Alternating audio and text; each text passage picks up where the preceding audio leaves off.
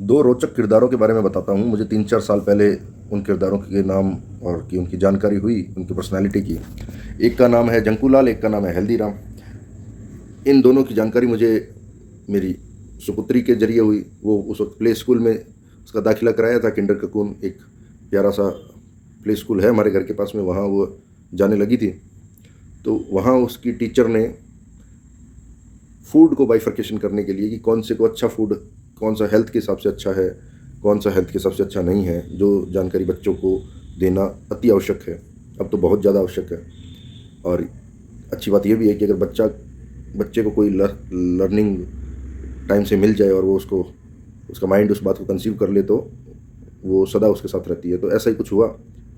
तो स्कूल में बिटिया को बताया गया कि ये फूड जो है, जो हेल्दी फूड है, उसको हेल्दीराम कहेंगे। जो जंक फूड है, उसमें उस कैटेगरी में जो भी फूड है, उसको जंकू लाल कहेंगे।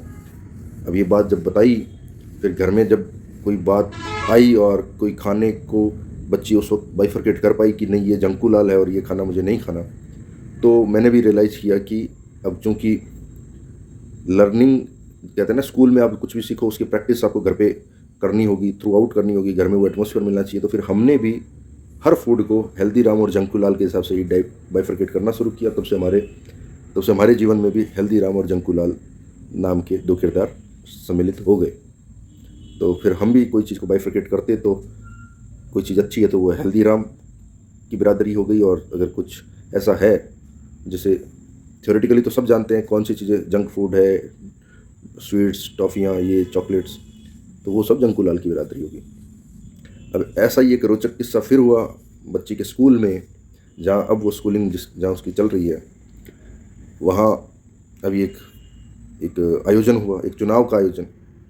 चुनाव जंकू लाल और हेल्दीराम के बीच में, और बेहतरीन आयोजन। उस आयोजन से जुड़ी हुई स्कूल की ब्रेकिंग न्यूज़ और एक पूरा मॉक इलेक्शन, पूरा सेटअप और सारा, और एक बच्चों को अवेयरनेस का एक बेहतरीन मंच। मतलब उस इवेंट ने न जाने कितने बच्चों को जंक फूड से अपने आप को दूर रखने की एक इंस्पिरेशन दी होगी। मगर इन सब चीज़ों में जो ये जंकू लाल और हेल्दीराम, तो मैं मानता हूँ कि बच्चों ने बढ़ चढ़ के उस चुनाव में भाग लिया, और बड़े भारी मतों से, क्योंकि वो बच्चे हैं, सच्चे हैं, अच्छी बातें सुनते हैं तो उनको ग्रैस्प करते हैं, उसी तरीके से फॉलो करते हैं, उसी तरीके से रिएक्ट करते हैं। तो उन्होंने दमदार तरीके से जंकू लाल को हराया और हेल्दीराम को जिताया। तो फिर मेरे जहन में ख्याल आया कि हर चुनाव में जंकू लाल और हेल्दीराम होते हैं। कई बार ऐसा होता है कि चुनाव में सिर्फ जंकू लाल होते हैं, जंकू लाल 1, जंकू लाल 2। कई बार अनफॉर्चुनेट पार्ट है कि हेल्दीराम नाम का एक विकल्प होता ही नहीं है। अब हम भी जब चुनाव में भाग लेते हैं, मतदान करते हैं, अधिकांश लोगों को मैंने देखा है कि जैसे हेल्दीराम की तारीफ हो कि हेल्दी फूड अच्छा है, ये इसी को खाना चाहिए, जंक फूड खाने से बीमार पड़ते हैं, जंकू लाल बुरा है, वैसे ये कैंडिडेट हर मायने से हेल्दीराम है और ये कैंडिडेट हर मायने से जंकू लाल है। परंतु जब वोटिंग होती है, तब लोग अपने ही आप को इस चीज़ का दिलासा देते हैं कि नहीं, हेल्दीराम अपनी जगह है, मगर जंकू लाल को हम इस वजह से जिता रहे हैं, ये हमारी बिरादरी का है, ये जंकू लाल इसलिए जीत जाएगा क्योंकि ये पैसे खर्च ज़्यादा करेगा, ये जंकू लाल इसलिए जीत जाएगा क्योंकि लोग हेल्दीराम की बातों को मानते तो हैं, जानते तो हैं, मगर वोटिंग में उसको तब्दील नहीं करते। तो इस चुनाव ने महसूस कराया कि बच्चे जो हैं वो कहीं ज़्यादा सेंसिबल है उन लोगों से जो असल चुनावी प्रक्रिया में मतदान करते हैं। हमें ये विचार करना चाहिए कि जब तक व्यवस्था में हम जंकू लाल लाएंगे तो व्यवस्था हेल्दी नहीं हो सकती। हेल्दी व्यवस्था के लिए तो हमें हेल्दीराम ही लाने पड़ेंगे।